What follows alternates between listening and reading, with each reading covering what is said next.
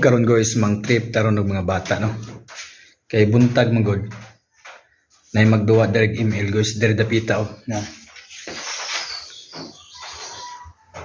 Diya dapat guys nay magduwa direct email.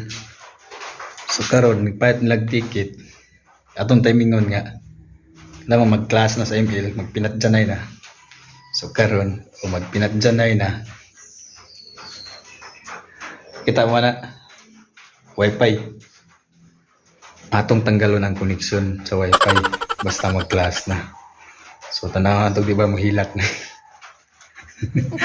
Ang palit, matay lagi na sa email. Ug karon guys kinanay bata nakapalit no. So nag-attack na sa email. So atong watuwatan karon taon.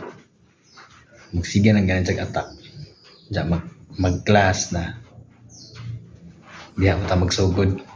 Magsugod tawag. Atong laro to ng wifi. So, tanawa na to. Tawag sa reaction sa bata.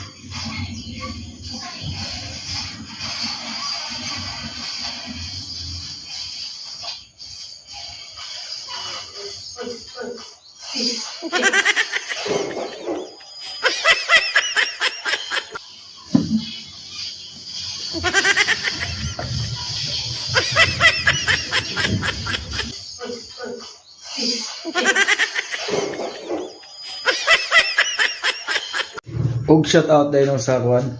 Masugid na tong followers sa Facebook no. So taga ato ra po niya tong shout out kana nas Bicol ron si kuan Giselita Itson. So daghang salamat sa kuan. Padayon nga pagtan-aw sa mo mga binuang nga video ba. So suporta. So salamat kayo. So shout out kay Giselita Itson.